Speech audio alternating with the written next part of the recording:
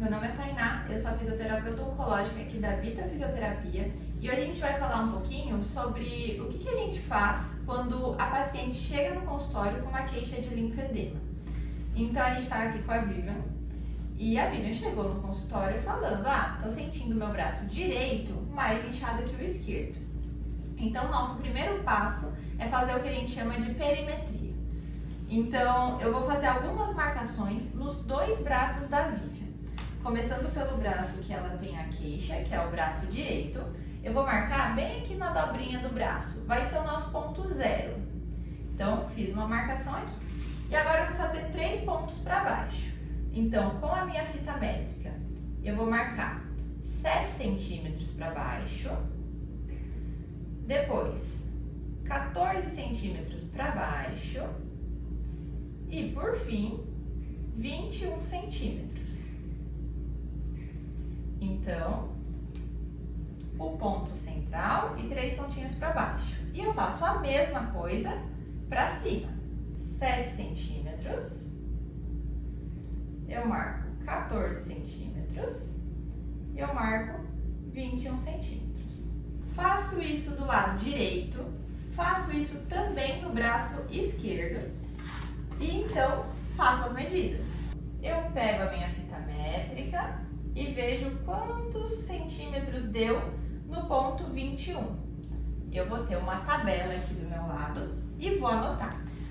Então no ponto 21 deu um valor. No ponto 14, outro valor. No ponto 7, mais um. No ponto 0, mais um. Aí eu volto de novo. 7, 14, 21. E a gente mede também a mão. Essa medida de mão. Não é incomum que nos linfedemas de membro superior a gente tenha uma mão bem inchada também. Então, eu vou fazer tudo isso do lado direito, tudo isso do lado esquerdo. Vou colocar em uma tabela. No fim, a gente vai conseguir comparar. Então, no ponto 21, o braço direito está 3 centímetros maior que o braço esquerdo.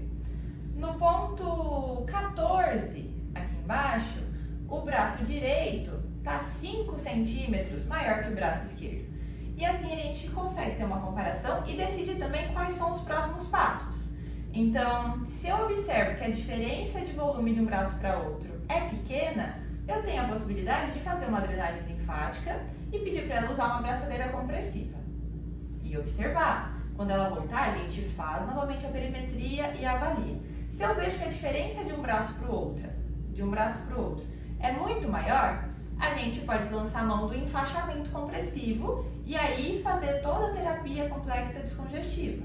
Então eu enfaixo o braço dela, faço exercício e assim a gente vai acompanhando e avaliando de tempos em tempos para ver se a terapia está dando certo ou se vai precisar de algum outro ajuste.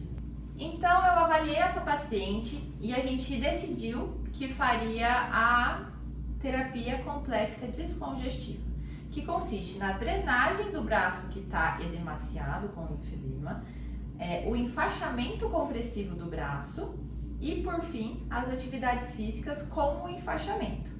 Então, o primeiro ponto ele vai ser sempre a drenagem.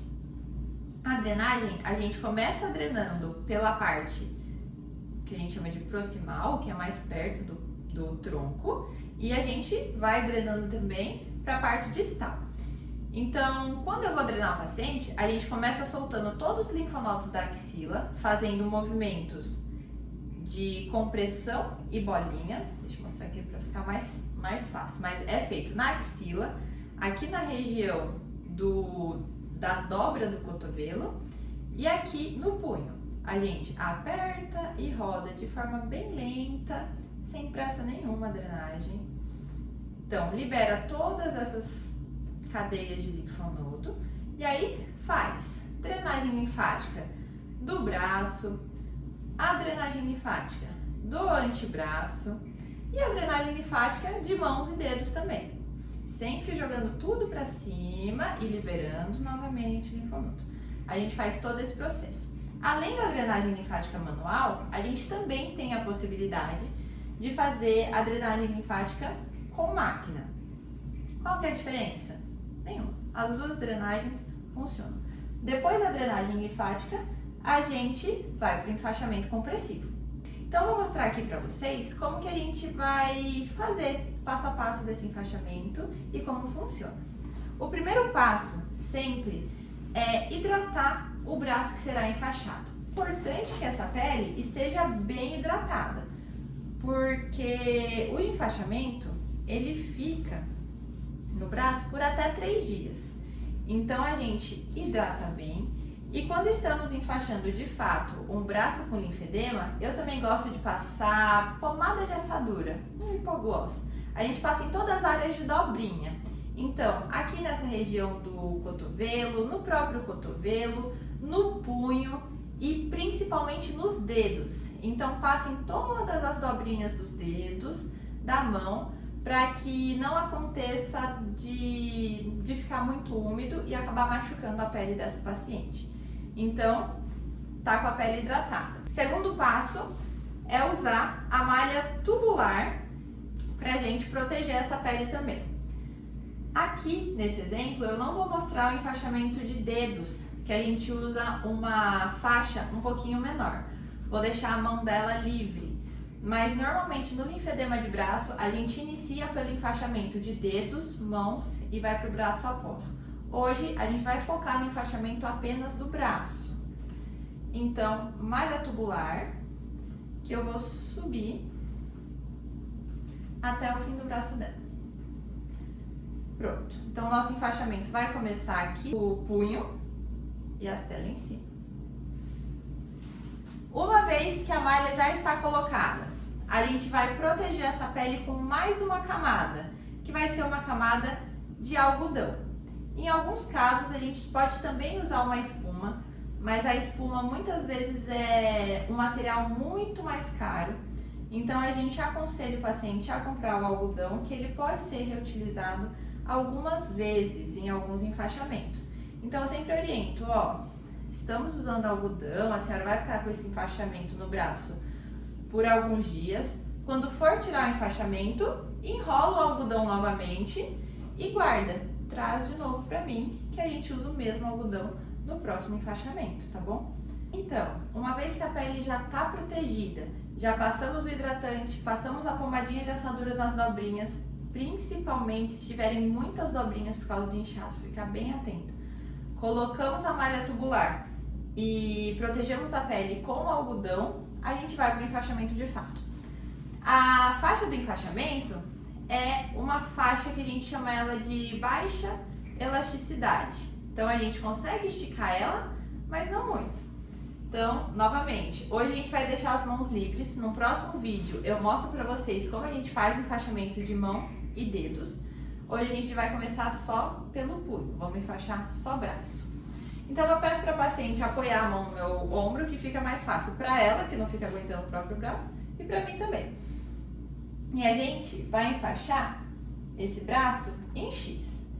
Então, eu coloco a faixa, dou uma tração e vou fazendo, a gente chama de escama de peixe. Então, eu desço e eu subo.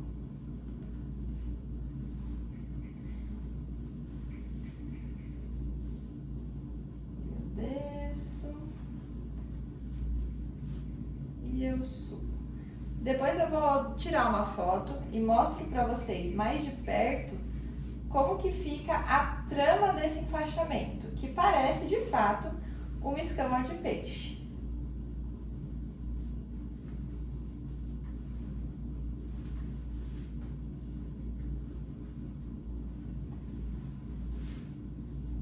E aí você vai sentindo, a paciente vai te falando como ela tá sentindo, se tá muito apertado, se tá muito folgado. É importante a gente ter a sensibilidade de não apertar muito, porque senão vai machucar.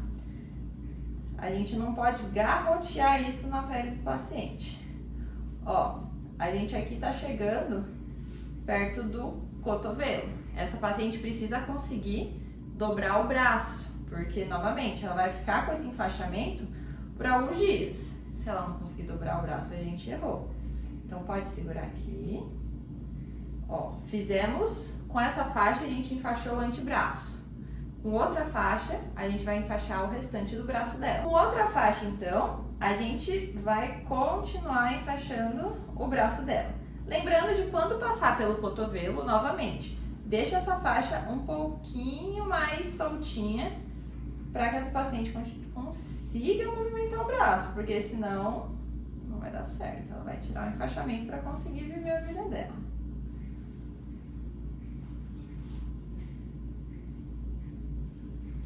Sempre cuidando para o algodão ficar embaixo do enfaixamento.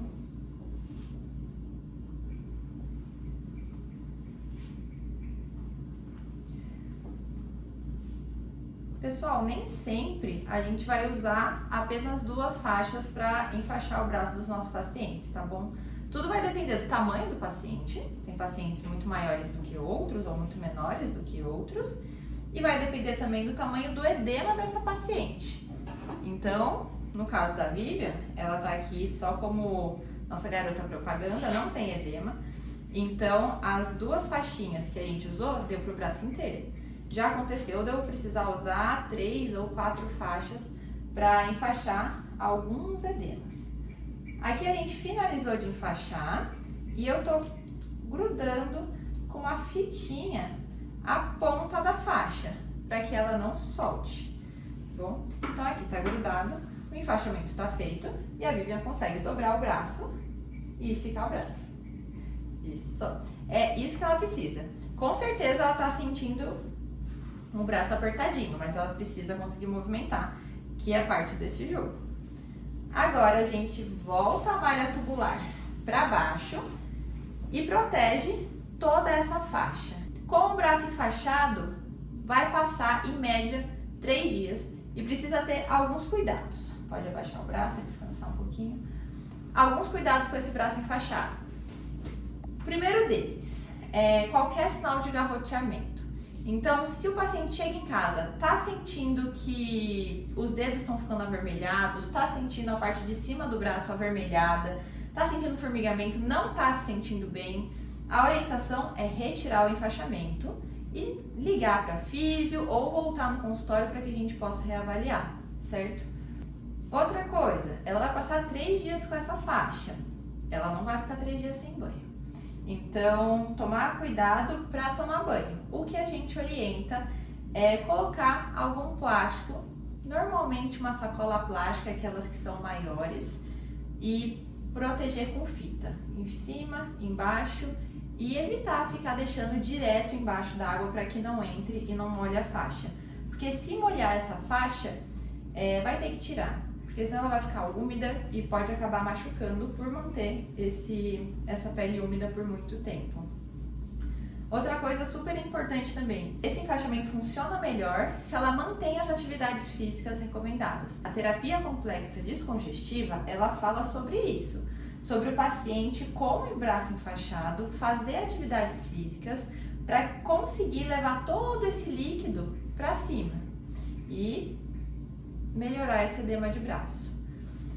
Essa paciente muito provavelmente vai perceber que ao longo desses 3 dias a faixa vai ficando cada vez mais larga.